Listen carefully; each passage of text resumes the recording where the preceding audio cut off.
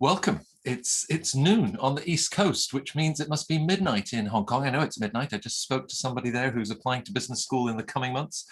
And it's Tuesday, which of course means that it's time for the next in the Masterclass series with my colleagues at Fortuna Admissions. Many of you that have been following from the East Coast and around the world have perhaps already joined us for some of the other sessions that we've had, where we're taking a deeper dive and looking very specifically at the cultures of the M7 schools and what really makes them distinct. It's perhaps far too easy to put them all in the same basket. Of course, they're all extraordinary institutions, but we hope that through these sessions, we're adding that depth of color and insight that, of course, my colleagues at Fortuna Admissions are able to bring, given their background. So as you know, I have the enormous privilege to work with colleagues that were associate deans, managing directors, admissions directors, associate directors at 18 of the world's top 20 business schools. They're spread across the globe, just like you, our audience.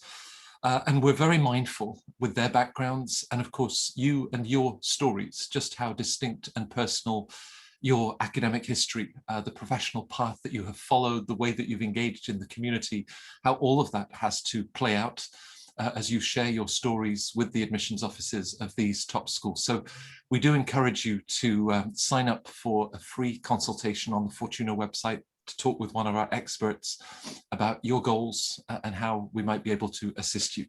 I mentioned that this Tuesday session brings the best of the best, and it's a delight to have Julia and Bill with me, and their Midwest connections run very deep.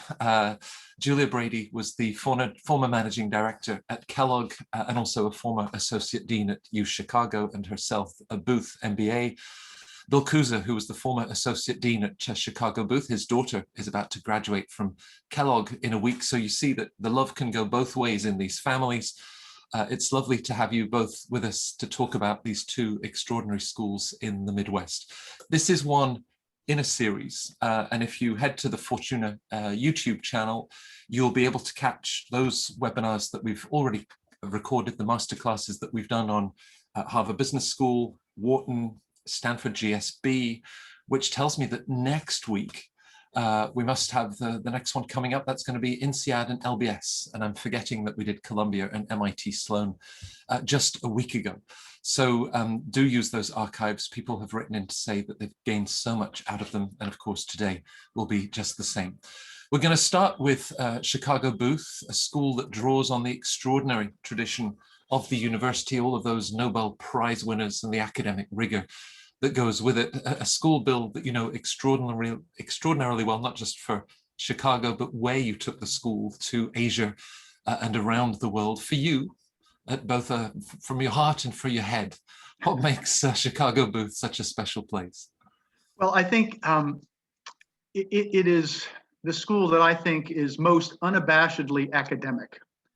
And by that, I mean, it is a place where ideas are the currency. The faculty are expected to push the boundaries of their fields, whatever that field is, within the business school or beyond, and where students are expected to embrace the idea of learning for learning's sake, and not simply as a means to a career shift or a new job. So it really focuses very much on what are the fundamental issues and ideas, and teaching people how to think critically about business in particular, but the world in general. And if you go on the website, you'll see lots of references to the Chicago approach, which is really the Booth way of thinking about a philosophy of education, which relies on understanding deeply the concepts that underlie all of business. So psychology, sociology, economics, statistics, and building business ideas based on that. So it really is a place where those folks who are really interested in a deep dive into a particular topic, particular subject, are rewarded by the opportunities to do that. It's also a place that focuses very much on the individual. So you'll also see Booth's admissions materials talking a lot about flexibility of curriculum. There's very little cohorting that goes on, certainly in the full-time program. and students are expected to craft their own curriculum based on what they want to do in the future and what experiences and courses they've taken in the past. So very much not a cookie cutter curriculum. And that has pros and cons, but that's very much kind of in the ethos of Booth. You are an individual, you come to us or come to the school with a particular background. Why should you take something that you've already mastered? Let's build on that instead and go beyond. So those are some of the key, I think, things that make Booth a special place, that make it a place where those who are really interested in kind of the intellectual side of things find common ground with many other students, and with the opportunity to learn from some of the faculty that are clearly the best in the world. I mean, Booth does pride itself on the number of Nobel Prizes at Booth, and the university prides itself on the number of Nobel Prizes at the university broadly. And those two things kind of go hand in hand. If you walk into any Booth facility around the world, one of the first things you'll see is this big wall of Nobel Prize winners from across the university. So that, again, kind of gives you a sense of what's important at Booth.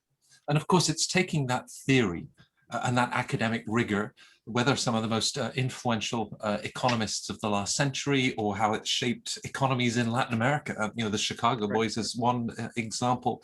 But you talk about that sort of personal adaptation. They were very quick to introduce the LEAD program. Right. Do you think that sense of autonomy or self-determination is really key to the school and what it looks for in applicants? I think what the school is looking for is clearly an individual who has made his or her mark in whatever field they're going into, and whatever field they have been in. And it's a place where, again, ideas matter, and basing those ideas and testing those ideas with data. So you mentioned the LEAD program. The LEAD program came about because of some issues that existed at the school 30 years ago. And looking at data, working with students, working with faculty, the concept of, hey, we need another piece to the academic collection here at the school, created the LEAD program. And the school is regularly doing that, looking at itself and adjusting and refining and adding to the things that it offers as an ongoing process of evaluation. And that's the kind of thing that they're looking for in applicants too. People who have been introspective, people who kind of look at their experience and know what they want to do, and can create and have the ability to take all that Booth has to offer and build a career, build an academic curriculum out of that, and not people who need to be spoon-fed. Here's what you're going to do. Right, and all of that in one of the most dynamic and attractive cities in North America. Now, of course, if I jump in a cab and I travel, 35, 40 minutes down the road, and on the shores of Lake Michigan emerges this hub for learning at Kellogg. Julia, I once, for an interview in Forbes, put it to some of your former colleagues. I sort of asked them about Kellogg, and the reply, it was the title then for the article, "We are so much more than a marketing school." and that breadth is quite remarkable. What really stands out for you at Kellogg? Sure. A number of things, really. I mean, you specifically ask about the culture, but I think much like where Bill touched on sort of the uniqueness of the academic environment, there's sort of a flavor of that at Kellogg as well. And really looking at things in sort of a multidisciplinary lens. And in the past decade, Kellogg has created a number of different institutes and initiatives that are really looking across disciplines. And one in particular is the Kellogg Innovation and Entrepreneurship Center. So that is something that it's, rather than saying, oh, entrepreneurship is tech, it is also marketing, it's finance, it's a whole approach. And it's a mix of co-curricular as well as curricular offerings. And I would say, at Kellogg, you really have, it is known for collaboration. And in some ways, it's sort of this supportive environment that's pushing others to get better. So whether it's the faculty that's really pushing the students to think more deeply, or the classmates that are challenging one another. And then later with the alumni, I'd say, this is one place where the alumni, more than almost any other school, they are this kind of loyalty to Kellogg and those in the program or recently out of the program and kind of answering the call. And so it just runs deep in that sort of almost a service mentality. But I'd say another thing that's really unique about Kellogg, and this comes through very much in the application, is its commitment to values. And so specifically around inclusion, equity, integrity. And not only are these things kind of written on paper or asked about in the application, but Kellogg has gone as far as to now sort of elevate one of the associate deans into a diversity and inclusion role, create a 5-year initiative around that, and have a pathway within the school. So if somebody is really interested in a focus on diversity and inclusion, they're able to do that. They did something similar starting about 5 years ago with women in the workplace. So it's also continuing to sort of innovate and address these societal issues that are also very pervasive in institutions and leadership. Right. Now that sense of values, how does that come across? We'll be sort of looking at each of the different components, of course, that goes into applications to schools. But how do you think that you are able to then establish that there's that sort of alignment or that shared value system that would resonate with the culture at Kellogg? Yeah, well, I think being very comfortable with authenticity and really sharing your story and sort of bringing your whole self to the classroom or other things that you're being part of, and absolutely in the application process. So doing deep reflection, and what, again, Kellogg is very committed to, each individual has their values, but it's not necessarily something that might be top of mind for many people. So even through the process, so through the Kellogg orientation and the student journey, there's a lot of emphasis, both curricular at times as well as co-curricular, on these leadership philosophies around sort of values-based leadership, and really understanding what drives you and how you're going to impact and motivate others. And just, one of my favorite quotes is, leadership is a process of influence. And so recognizing that it's well beyond title. And so what Kellogg is doing is by creating these more sort of collaborative leaders and those that can work in very diverse environments, they're able to, again, achieve this impact that, by working through and with others, regardless of the title or role that they may hold. Right. Now, Bill, with many years with Chicago Booth, I'm struck by the element of consistency. I'm sure that rankings cause cheers and groans among your colleagues and alumni and students every year. But of course, Chicago Booth, if you look across those 5 major media rankings, one thing that's always struck me is how consistent their performance is, in all of the different methodologies that are used. As that then attracts thousands of applicants to the program every year, let's start with professional and the sort of qualities, based on what you were describing, that you think are sort of the hallmarks of someone that's going to thrive and flourish at Booth. Great, sure. So there is, looking at your slide here, Matt, there really is no right professional background. There is no career. I mean, a lot of people think, oh, it's the quant school or it's the finance school, or if I come from this environment, am I going to be successful there? And the answer is people come to Booth from all sorts of different backgrounds and do extraordinarily well. So what is the consistent theme amongst those applicants? It is this idea of being interested in a deep dive into whatever field you happen to be interested in. So whether that's marketing or entrepreneurship or finance or private equity, but being willing to work hard, being willing to spend the time to really master the fundamentals that underlie all of these business issues, and being interested in new ideas. I guess that may be the one thing that's really the most common, is an intellectual curiosity, an interest in exploring new ideas, new ways of thinking about the world, new ways of explaining what's going on around us, and learning how to apply those to the business situations that you're going to find yourself in, is probably the most important and most consistent element across people who are successful in getting into Booth. And so that can be And demonstrated in many, many ways. Given backgrounds, whether that's, again, former teachers, former nonprofit workers, as well as the consultants and bankers in the world. Expressing that interest, I think, is an important part of the application process. Right. And I suppose some applicants that think, well, there are traditional feeders to these schools, and the move from, the junior analyst to the associate that are all well laid out and very familiar, certainly to the admissions office at Booth. For an applicant, perhaps, that doesn't have that same background or the job titles that succeed one another every 18 months, how might they capture that sense of curiosity, how problem solving, and how they've implemented that, whatever the working environment that they come from?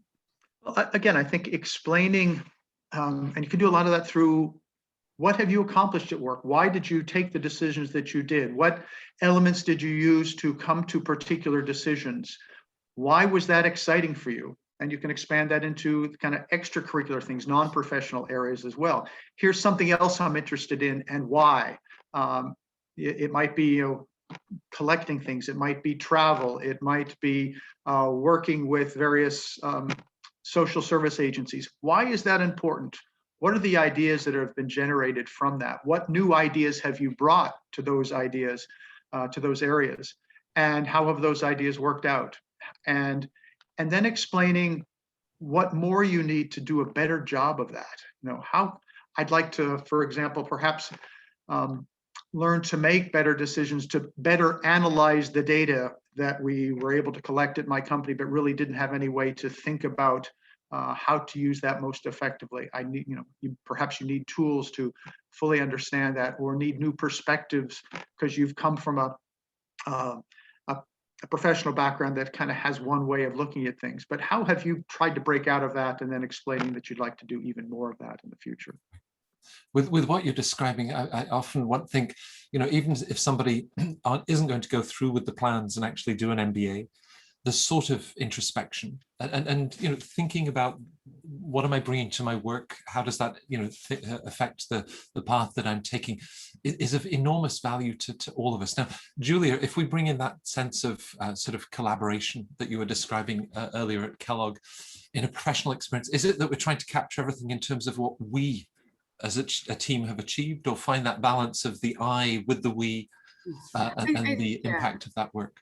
That's a great point. I think it's important to have a balance. So really showing what, as an individual, you uniquely brought to the organization, or new ideas or things, and reflecting qualities that are going to help you both be successful in the program so that you are growth-minded and an adept learner, but that also you can bring to the classroom too. And so if there's situations where, being upfront about maybe challenges you've had, and when we're mentioning diverse backgrounds, I have a close friend from college who got his MBA from Stanford after serving in Teach for America. So he was a frontline teacher for 2 years, and then in the mid-90s was their first director of development. So definitely a non-traditional background, but really had this innovative mindset and could talk about the innovation and the impact, and particularly in how he motivated others in the classroom, was able to mentor and help other teachers in the rural Louisiana area where he taught. So I think that it's really important to think about, picture holistically, both the impact you've had on others, as well as what you bring as an individual and what that will contribute to the program. Right. A question perhaps to both of you, because Bill, you'd sort of said, well, there's no one right background, and it's this extraordinary diversity, the different voices that both schools are then bringing together to make those MBA classroom discussions so animated.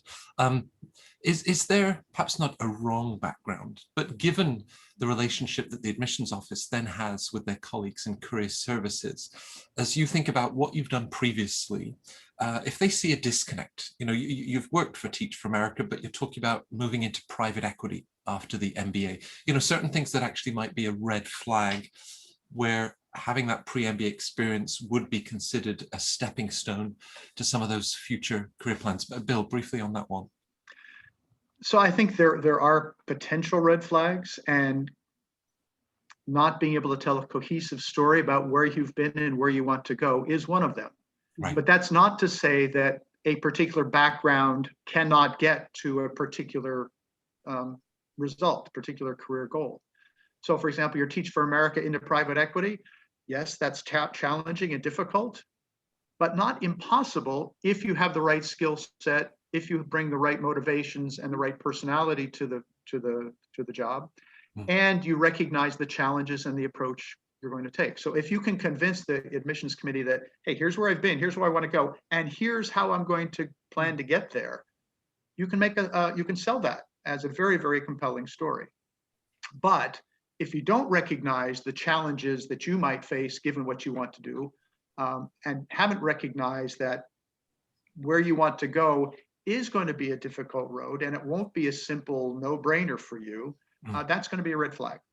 Or if there's an expectation that, hey, all I have to do is show up here on day one, and by day end of 2 years, you walk out and somebody has handed me the job. If you don't recognize the challenges of building a career and building a career strategy, that's probably the biggest red flag.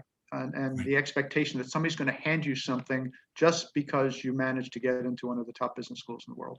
Right. And Julia, both as a Booth MBA, and therefore that two experience that you had, but also working with your colleagues at Kellogg, people would share perhaps their post-MBA goals. I mean, you knew that they'd spent 2 extraordinary years with this incredibly talented, diverse, open-minded, ambitious bunch of classmates, and their careers could ultimately then go in many directions. Absolutely. And so I think there's, and you'll see in the applications and that many ask about short and long-term career goals. So being able to articulate that, as Bill said, tell a good story and be intentional about it. But then at the same time, sharing and sort of reflecting this degree of open-mindedness, because so many students come in and they can discover new paths they never expected. Again, one student that I mentored at Kellogg had come in. She was in the evening weekend program working at Goldman. She got involved in a venture challenge that won and had funding to start something that the first year was on the side and eventually became a full-time endeavor for her.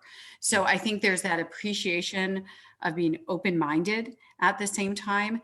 And also when thinking about career pathing at the school, if do the homework on whatever programs you're applying to.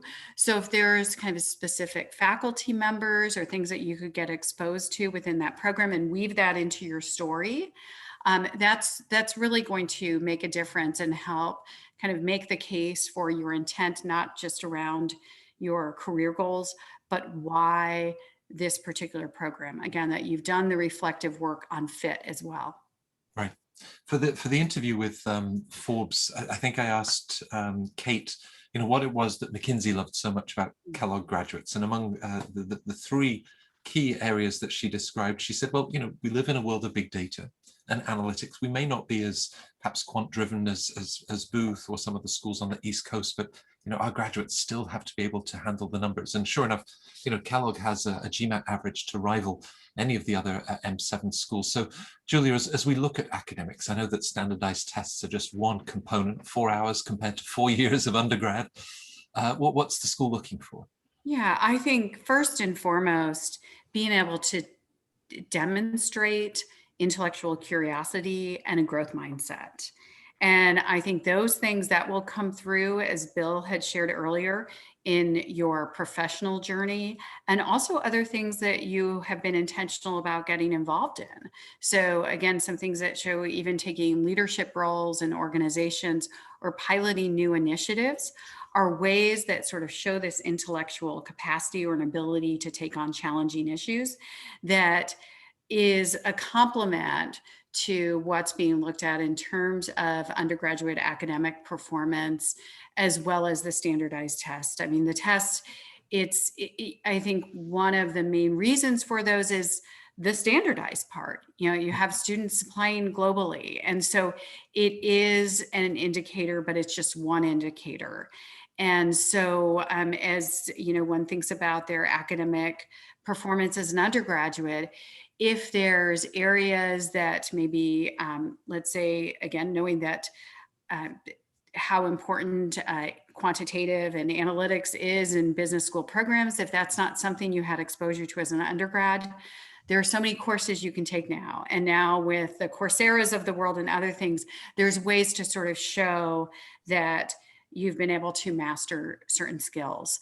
Or if it's even doing a post-grad or taking some other classes that might shore up someone's undergraduate performance, but it's really keeping in mind, again, it's one piece of the puzzle. And I think it also can be balanced with professional performance. And so as somebody is further out, and especially as we look at some executive MBA programs, that's still important, but it may be weighted, particularly the standardized tests, a little less so, because someone is so far out from their undergraduate time and sort of that discipline of testing. So other factors are very important as well.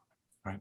Bill, you'd started out talking about the academic tradition that Chicago, of course, is so justifiably proud of. How does this translate into their assessment of academics? And for example, as they look through a transcript, is there still room for experimentation? Taking a course that seemed to be off the beaten path, or was taking you out of your comfort zone and not just thinking about the grade that you might achieve? Absolutely.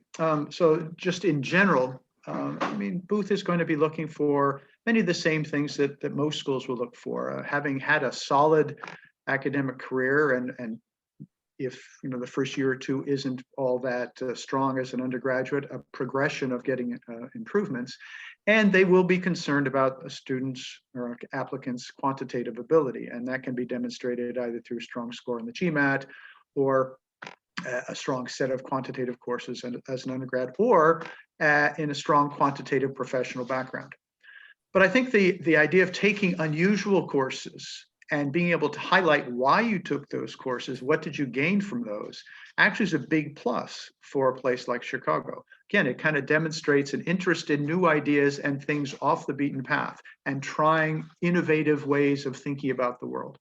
So it's not simply having them on the transcript, though. It's on the transcript, right? We've seen that they're there, but why did you take those? So finding ways to explain in the essays or in the short answer questions why those courses were particularly important to you. What did you gain from those? How did they prepare you in an interesting way? Or how did they open up your eyes to new issues and maybe new set of values in the way you look at the world?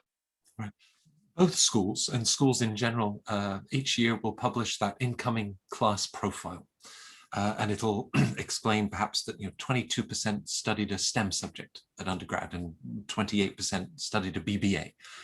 It'll have the data points for a GPA, for a GMAT, and I often think that if you published the average height of a Booth or a Kellogg student, you'd have very anxious applicants thinking, I'm only 5'5". How does that work out?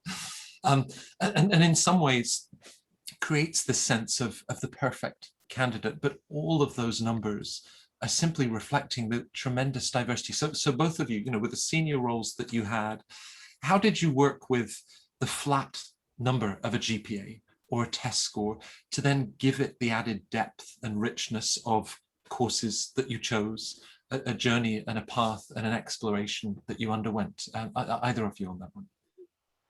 I can talk about one candidate I worked with this past year who had a very rigorous undergraduate education and very quantitative, yet it was in an area that ultimately wasn't of interest to him. And he was able to switch paths, but more co-curricular and through internships and much later in his undergraduate career.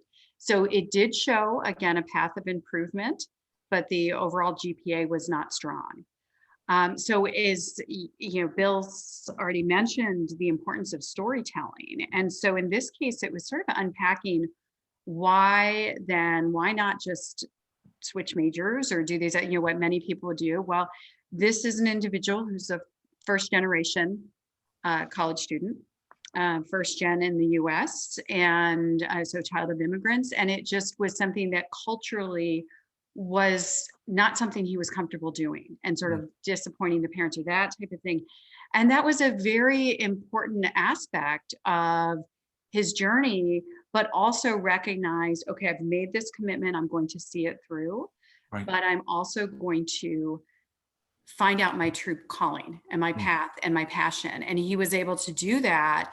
And again, had these impressive internships that led to a full-time position with another organization in sort of a high-tech area where he's been for 5 years and very successful professionally, and was able to gain admittance at his preferred MBA program. And so I think that was a really important way of kind of weaving the story and recognizing that everyone's different. And sometimes there are some factors that are impacting you at 18, 19, 20 years old that do require some explanation. So being intentional and not really focusing on these aren't excuses.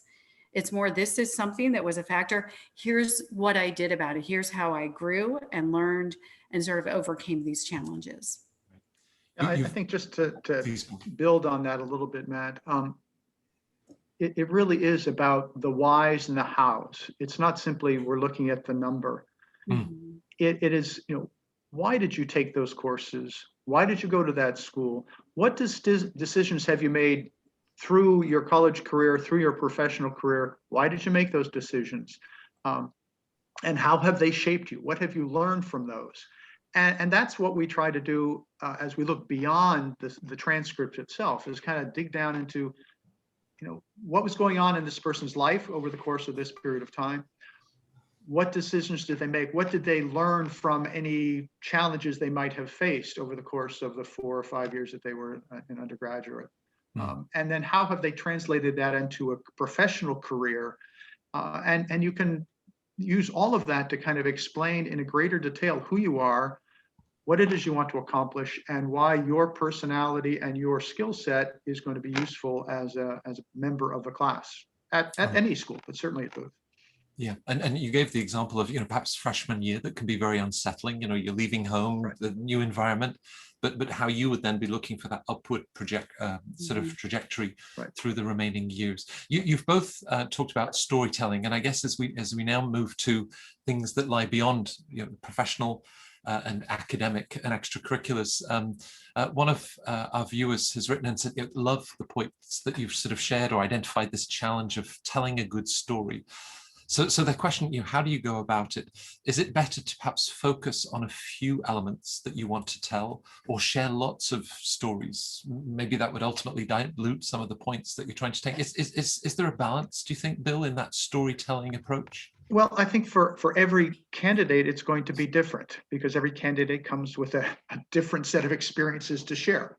And I think there is a danger of going overboard and just having this whole little bullet point list of things that I've done. That's not compelling. When I talk to candidates about storytelling, what I suggest is you want to convey, here's who I am. Here are my personalities, here are my attributes, here are the motivations, here are the things that I think are important in life, my values and interests. Here's what I've done to date based on those, based on who I am. Here's where I want to go in the future. And here's how an MBA program is going to link those two. Here's what I need to get out of the program, given what I've done to date and where I want to go and who I am. And that's the story you want to tell. And which elements of your background you want to highlight is really something that we work very closely with clients on, to kind of figure out what's going to be the most compelling thing that's going to make you memorable to the admissions committee, whether that be an extracurricular activity, whether that be a professional achievement, whether that's something you've done in the social sphere. You basically want to have some sort of little hook that says, oh yeah, Joe is the, he's the Olympic athlete, or he's the guy that started the Child Welfare Society. Whatever it might be, you want to have some little hook that's part of that story that kind of conveys to the committee who you are. And then as part of that story is a natural flow from what you've done, who you are, to where you want to go, and how an MBA fits into that. And in this case, where a love of the tango is the natural extension of this person's very exuberant, communicative personality. What better than the tango? Even Patrick Swayze couldn't match that one in Dirty Dancing. So, well, with extracurriculars, and if it's tango or a local community group, Habitat for Humanity, Big Brothers Big Sister, this perhaps, Bill, is an opportunity that the schools know how the long hours that some people work, but presumably it's very revealing again how you have chosen to, you know, commit yourself, the time that you've given, and the impact perhaps that you've been able to have in the extracurriculars. Yeah, so when looking at extracurriculars, you know, you'll have every once in a while clients say, well, maybe I should join something next week to put in on the application. Well, that doesn't work very well. So one of the things the schools are going to look for is commitment over a period of time. That this isn't something you've just decided to do in order to put it on your application, but it is truly something you believe in and are committed to. So that's number one. Number two is if you've had a position of leadership or a position of influence within that organization or in that role. That's also another wonderful attribute to have if you can demonstrate that. So say, for example, ever since college, you've been involved in a particular extracurricular or social focused activity. And so you've been at it for several years, and over that period of time, you've been very involved in running an event or taking on a position of president of the organization or on the board. Those kinds of things are very attractive in the application process. But when you get, so that's particularly true of organizations and kind of community service types of activities. Things like sports and tango, if you want to talk about that, those can also add another element of who you are. There, it's a little more challenging to try to explain why that's important to you, what you get out of that. What is it about dancing, for example, that fulfills you, that makes you fly, that makes you feel good about life? And so finding ways to communicate that is also an important part of your story. Right, and Julia, presumably once as an admissions office, you've established that the candidate has the sort of the academic skills to thrive in the classroom, you're very mindful of everything that goes on beyond the classroom that's so much part of the booth or the Kellogg experience. And, you know, extracurriculars might be a great pointer to sort of energy, ideas, flying, as Bill describes it, that you might be then bringing to the community. Absolutely. And in admissions, you know, they're always looking for those that are going to contribute to the community and get involved and ideally be leaders in one way or another. So, but it's as Bill shared, you know, reflecting that commitment. So sort of having an authenticity related to areas of involvement and a degree of an intent. That whether it's for passion or for some other things, that these are things you've been very intentional about getting involved with and joining.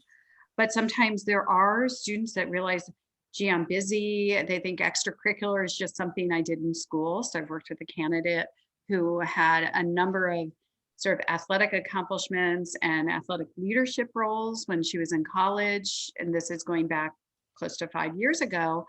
And then it seemed to that involvement on paper seemed to drop off. But as we discussed it more, it was clear that she is very involved in kind of giving of her time in different ways. And so one in particular is she did a post-grad program that was highly selective for a group of students around the country.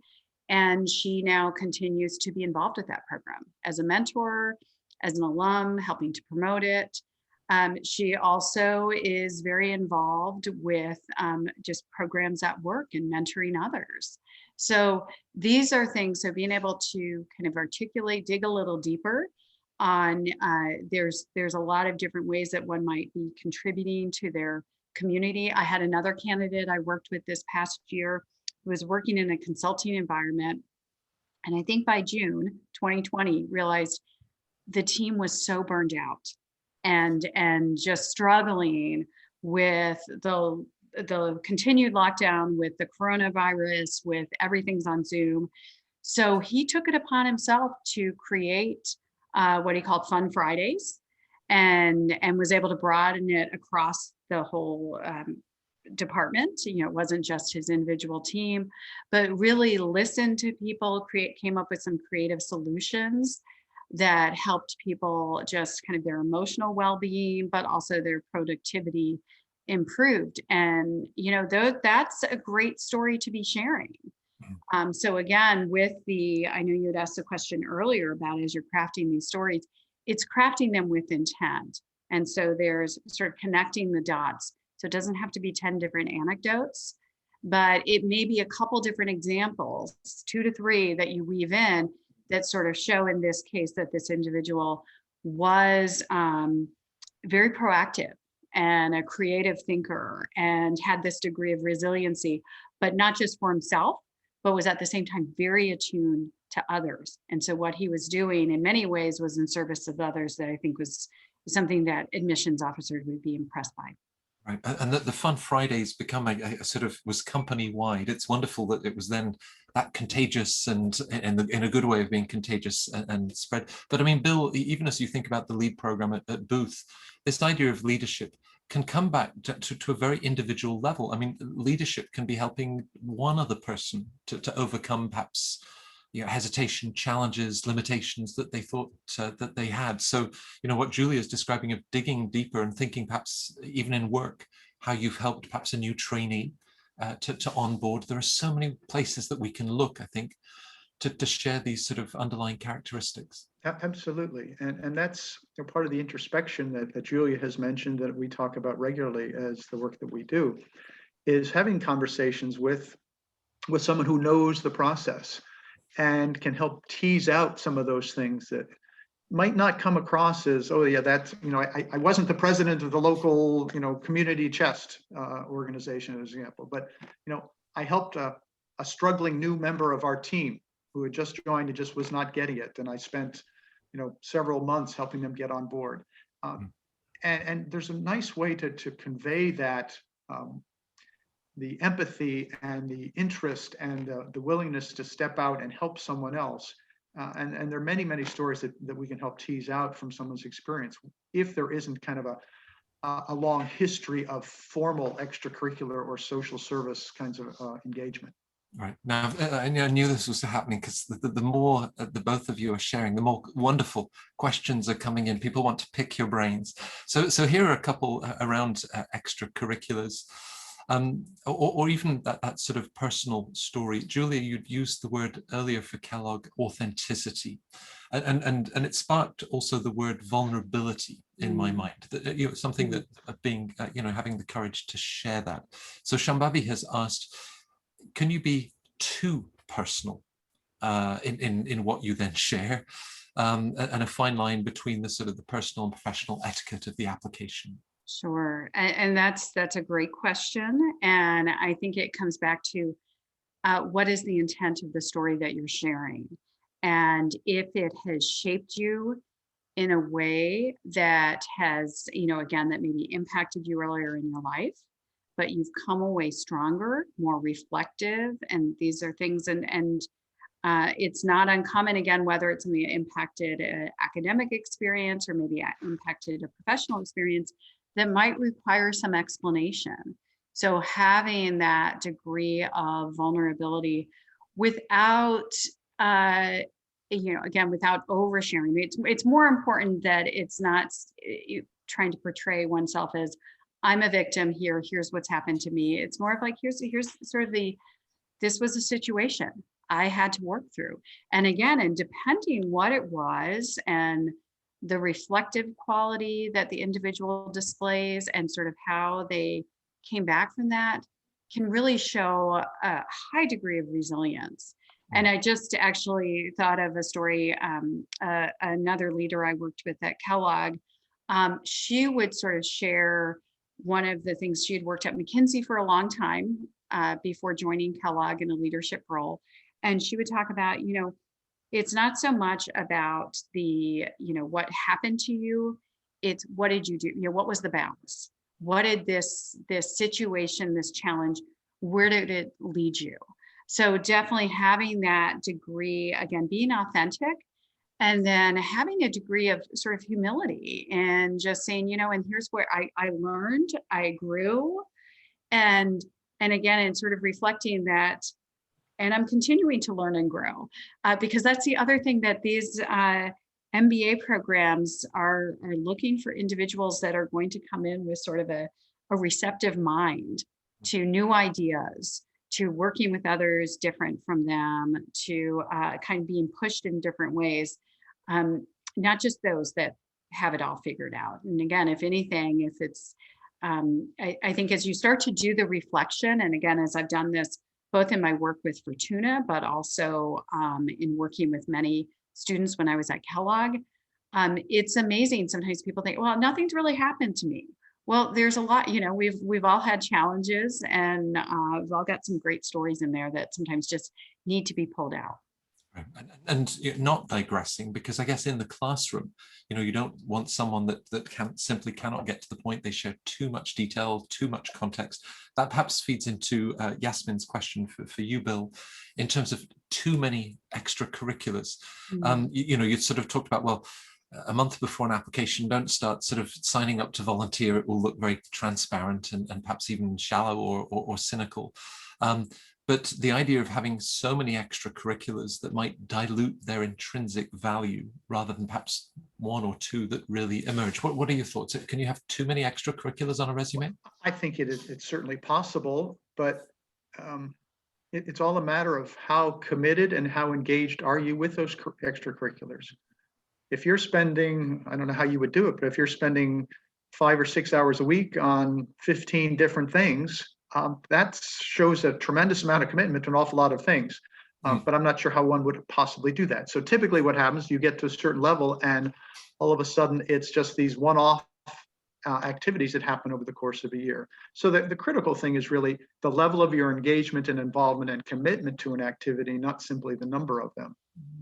But if you have 3 or 4 or 5 that you are deeply committed to, have been engaged with for some period of time, and they complement your story, you should include them. But yes, there is certainly a limit to the number that you could possibly do with any true engagement. Mm-hmm. Now, you've both shared examples of working with applicants and really helping to tease out, holding up that mirror and helping them to reflect, whether it was in that professional or extracurricular context or during their time in college. So starting with you, Julia, as we sort of step back and look holistically at the Kellogg application, even some of the fundamentals that the school is really trying to identify, what do you share with your clients that you think are sort of essentials that they need to be mindful of? Sure. I think starting with this deep self-reflection, and again, and when if I'm working directly with clients, we also have some tools that aid that. So really thinking, reflecting upon things that have shaped you, what strengths or challenges you might have, and then really starting to map out, okay, what are the values? What's driving me? And as someone might come in, often candidates come to us and they have a clear set of schools they want to apply to and maybe a clear career goal in mind, but it's then starting to weave that story of just, okay, based on your values, based on some other things that have shaped you, why that career? What are you going to bring to it? How are you going to lead with intent when you take on that role post-MBA? I'd say another important thing, so as you're reflecting on yourself and your journey, really spend the time to get to know Kellogg or any other school you're applying. And it's both learning and engaging. And so there's so many opportunities to engage. And I think that is one, if we were to say a silver lining of the pandemic, is it's created more virtual opportunities to engage. So it doesn't necessarily mean you have to just, be in a major city when they're making the tour or go to Evanston. But it can, come into your living room.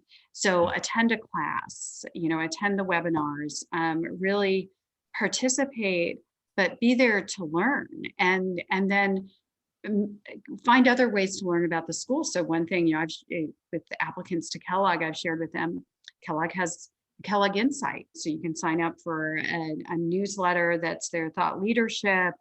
And it can really, bring some perspective and insights that could help shape someone's story and create kind of a more compelling story with intent of why Kellogg for this particular individual. Right. Could you, with your colleagues, could you tell when someone had really done that homework and made it very personal about Kellogg, and perhaps, conversely, when it was like, it just feels like this was an application that was drawn up perhaps for either this other school or just a basket of schools, and they've just sort of stuck Kellogg's name on it? Absolutely. And so it's a balance, because at the same time, and again, and this is sort of a personal preference, I tend to shy away or guide my applicants I work with of saying, don't just have a laundry list of, I talked to so-and-so this year, so-and-so this year, so-and-so, and all these fancy jobs. It's more, again, of weaving that intent of showing this understanding of the school, and not just a bunch of name dropping, but also saying, and then I read this, or I was able to sit in on a class with Professor so-and-so, and that really intrigued me. And especially these stories and sort of a deeper understanding and sort of a history of engagement, I think can really come to light at the interview stage as well. I've often been struck, Bill, and similarly, this idea of really being able to identify someone that's taken the time to get to know Booth. There's been a wonderful sense of fun or just testing ideas in the Booth application over the years, sharing photos and why they might be relevant to you, so using not just the written word, but the image. How does that then translate into the advice that you would share with our viewers about applying to Booth? Well, in addition to everything Julia said, I think one of the things that's particularly important for Booth is really understanding who Booth thinks it is. And by that, I mean is understanding what the Chicago approach is. It's one of the few schools that really spends a lot of time on their website talking about their philosophy of education. And they firmly believe in it and firmly want students that believe in it themselves as students in the program. So understanding what a fundamental discipline-based education means and why that's important to you. Understanding why analytics and the ability to analyze a problem from different directions is important to you. And understanding why a kind of a discussion, freewheeling, give and take of ideas and supporting those ideas with data is an important element of your growth and important element of what you want to do in the future. So really understanding the Chicago approach is a key element of the Chicago application. And beyond that, it really is about introspection. It is about and sometimes being a little different. So these days, the two main questions on the essays, one is about your career goals. And again, that's part of telling the general story. The other is tell us something else about you and who you are. And Booth does pride itself on having a very diverse class, and not simply in the ways we typically talk about diversity these days, but intellectual diversity, idea diversity. Just the entire University of Chicago is a very interesting place, and I put interesting in quotes. People from all over the world with lots of different backgrounds, lots of different ideas, and all those ideas kind of come and bounce around against one another. So particularly in the second essay, you have a chance to really say, here's how I'm a little bit quirky, here's how I'm a little bit different, and why that's important, and how the Chicago experience is going to benefit from that quirkiness, and how it's going to help me grow and expand that quirkiness so I can be successful in the future. Right. So not just brandishing our copy of Freakonomics, but I mean, taking Julia's example where she said, conversations that you might have perhaps with a second year student that's a president of a particular club that you're interested in, or a recent alum, and of course their valuable perspectives. Bill, how would you frame those conversations, with a Booth alum, to really then, be a valuable exchange for the potential applicant? So I think going in and saying, first, tell me about your experience. What did you like? What didn't you like? I've read about this thing called the Chicago approach. What does that mean to you? How did that shape your experience at the school? How has that helped you or not in your career? Those are, I think, some of the key things that you can talk about. You also want to get a sense of what was your interaction with other students like? We talked a lot about individuality at Booth and this flexibility of curriculum. That has an impact on how you interact with other students, because you're not cohorted and going through a series of classes together with a large group of other students. So how does that shape and influence the experience that you're going to find there? And how did you take advantage of the wealth of course offerings that exist, not only at Booth, but throughout the university? Because again, that's another element of the flexibility that Booth offers, is the opportunity to take classes in many, many other parts of the university. So how do you build that? How does that, what benefits and what potential challenges does that pose for me as a prospective student coming to Booth? Right. So we've put together these compelling applications. Let's move to the interview stage now. Julie, for me, this is very exciting. You know, as you know, I speak to many hundreds and hundreds of applicants from all over the world through Fortuna. Some of them are just vibrant, and you think, if the school could meet you, you know, this personality beyond the paper will just make such a connection. And Kellogg, it's very exciting that you have an applicant-initiated interview. I mean, there's bandwidth on there. Not everybody will have that opportunity, but talk us a little bit through that approach and what do you think it will give the applicant as an added edge? Yeah, absolutely. And I think with Kellogg, again, it is part of their commitment for really getting to know the full candidate and the candidate holistically, and recognizing that certain things will come to life in an exchange. And so, you know, again, it's another time for reflection and sort of recognizing, knowing that the interview, one's resume is that jumping off point. And depending who is interviewing you, they may or may not have seen your application. So especially at Kellogg, that it's done, since it's not 100% by invitation, they do try and at best, you know, when they can, interview every applicant who would desire an interview. So they're typically working maybe off a little bit of less information. So really thinking through what are the things they might start at the bottom of the page in terms of some of those extracurriculars or sort of professional achievements. Again, what are the important stories? So as I'm working with individuals on their mock interviews, I'm like, just think about important sort of stories or anecdotes. What are some things that you want to make sure come across? And especially, again, if it's somebody that has, you know, good scores, maybe just decent grades, things like that, really sort of how do you show your learning agility, and what's a story that's going to come up? And even, and having, you know, myself professionally spent a good bit of my career in marketing, and having had PR as part of that, you know, it's almost that bridging technique of sort of answering the question, but also making sure you're weaving in key points and being able to adeptly have some themes that you can go to, so it's also not feeling overly rehearsed. The sort of risk of interviews today being largely conducted by Zoom is some applicants might feel comfortable scripting them. and I did work with one prospect who was very clear, because I could tell on her monitor through the reflection when she was switching back and forth. Right. And I said, you know, I was like, I know this probably feels, it may seem somewhat counterintuitive, but when that real interview happens, try and have fun with it. And just know this is a conversation with another human that has some sort of admissions responsibility. But I remember one of I think it was the Center Court event back in October, Matt, where someone said, you know, look, our titles, we're admissions officers, we're not deny officers. So, you know, they're going into it with like, they really want to get to know you and understand what's special about you. And so what can you do to sort of form an authentic connection while still reiterating some key points that you want to do and make it conversational, and then at best try and have fun with it, because that's going to come across. Because if you've made it that far in the process with many schools, you really want to be there, and you probably have a degree of sort of passion and energy that should come across in that interview.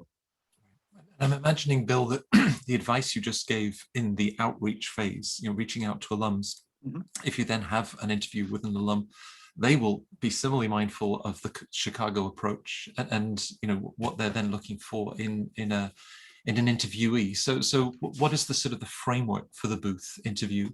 And the advice that you give to your clients? Well, the vast majority of Booth interviews are done by alumni, and every alum is going to be slightly different in how they approach it. And that's a challenge sometimes. So there are other schools where you know pretty well what the interview is going to cover. At Booth, in general, it'll be a run through of a resume and questions around that. So applicants need to have their story down and understand what are the key elements of the resume. And in particular, what are the accomplishments that you're proudest of? What are the challenges you faced and what did you learn from those? And you want, as Julia said, figure out ways to kind of weave those into your responses, sometimes regardless of the questions themselves. But you also want to basically convey to the interviewer that you're an interesting person. And that's getting into the extracurriculars, that's getting into things that you have done in the past that may be a little unusual. So whether that's travel or athletic endeavors or unusual experiences, whitewater rafting or mountain climbing or whatever it might be, talking about some of those to kind of give a more rounded perspective on who you are. But the thing I will also always tell candidates is make sure you have a good list of questions that you're going to ask of the interviewer. Right. And one, to demonstrate your interest in the program, but two, here's another opportunity for you to gauge whether or not this is the right school and whether the environment and the culture is going to fit with whom you are. Right. And the fact that it's likely to be with an alum gives you a name, gives you a background, and doing your research, there might be questions for them that again shows your interest for that individual, as if you were, a future MBA classmates. Absolutely. And they will not have the rest of your application in the vast majority of cases. So they may have a resume and that's pretty much it. So you're not going to have to worry about, well, I have to explain my less than stellar GMAT score, or the challenge I had as a freshman in college. It's not going to be about that. It's going to be about what have you done generally professionally, what makes you tick, what gets you excited, and what is it you want to do in the future, and where can the Booth MBA help you in that regard. Right. Well, we've already covered so much. Some of the questions that people have come in with. Julia, the idea of an older applicant, the typical age, I guess, would be what, sort of 27, 28, perhaps 4, 5, 6 years of professional experience. But if you are over 30, any advice you would give to them, perhaps even how they might frame their post-MBA career goals and the sort of the coherence and credibility of them? Sure. I think one of the things is first, depending on age. So let's say if you're mid 30s or beyond, really start to think about is an executive MBA right. better for you?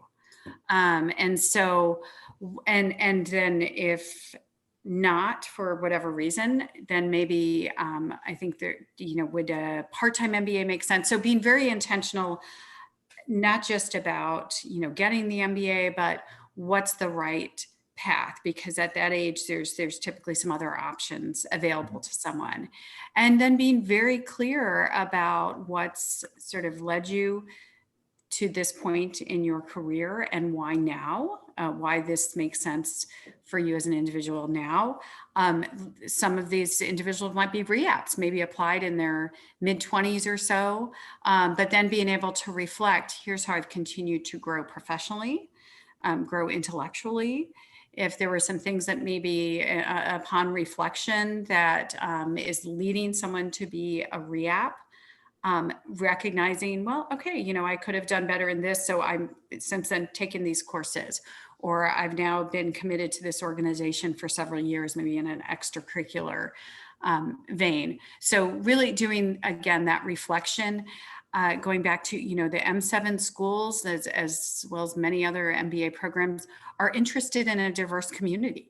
And so if you have a little more life experience and professional experience, or maybe, maybe you were a caregiver for a few years, whether, for a child or an older person in your family, that's all part of your story. And it's sort of more, what did you learn from that? And what's the lens that's kind of driving you forward?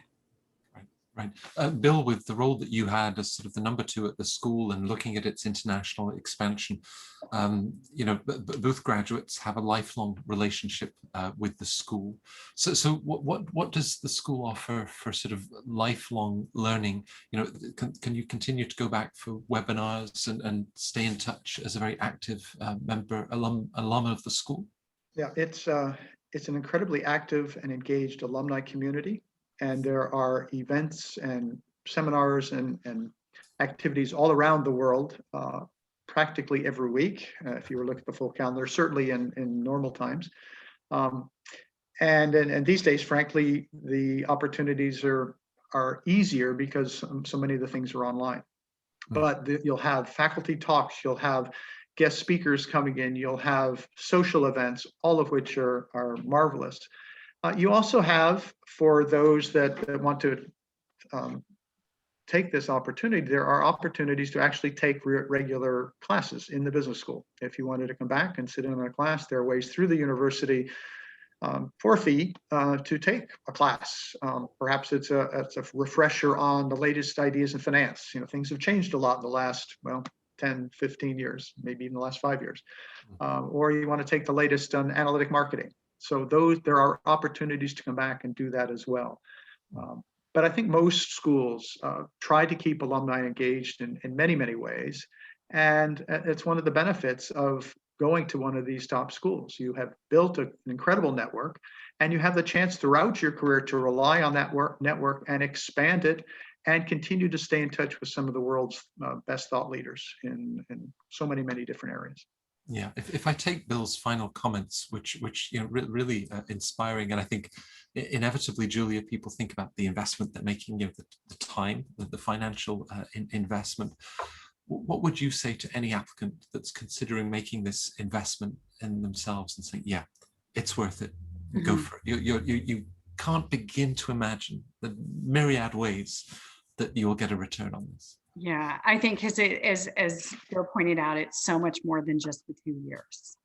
And so as I reflect, particularly on my time at Booth, first off, just the experience as a student and in this culture that, again, this kind of idea of the life of the mind. And even though the Chicago approach is maybe something showing up now more on the websites than in the materials 25 years ago, it was ever present there as well. And just sort of pushing people to think differently, to challenge convention, to do more.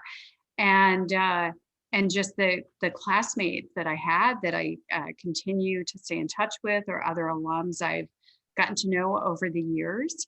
It's exciting to be part of that community. And also as an alum where I continue to engage in sort of the economic forum, the management conference. Several years ago, started it's called Women Connect, and it's an annual conference. And when I finally went to their sort of signature event in downtown Chicago, I was shocked by how many people were there. It was a huge event, and there were recruiters there as well. I mean, it was a really fun day. And so part of it is seeing how the institution has continued to evolve and ways that I can benefit from that as a professional, as an individual, ways I can also give back as a mentor, and helping others in the Booth community. So, and then also, I just think it's one of those things that it's, nobody can ever take it away from you. It's something, it's to attend a top tier MBA program is a significant commitment and significant achievement. And so throughout your life, you have that is something that helps define you. And I think it's been, it continues to be rewarding. Well, of course, with your careers, you both left such positive imprints on the two institutions. And of course, I feel so fortunate to now watch both of you helping the next generation of successful applicants to these two schools. That starts with a webinar like this evening and the sort of insights that you have shared with our viewers. I'm sure that comments about storytelling or the sort of the authenticity and vulnerability that were discussed in the last hour with Bill and with Julia, how that might feed into your stories. You've asked us about reapplying or applying it over the age of 30, even the room that spirituality might have in sharing your value system when you apply to business school. So that's why we have these free strategy sessions, to be able to share those stories. We do look through your resume ahead of time to really then be able to open up and explore where business school fits in your next steps. And we hope give some great answers, much like Bill and Julia shared in today's masterclass. I mentioned that, of course, next week, We go international. I think we have INSEAD and the London Business School. So no doubt Caroline and Emma that will be joining us for that. And then we move through with Berkeley, Cornell, and other wonderful business schools as we approach those round one deadlines of September. But thank you to our viewers for some great questions and for the last hour. And of course, thank you to Julia and to Bill for such a great panel together. You're welcome. Thank you.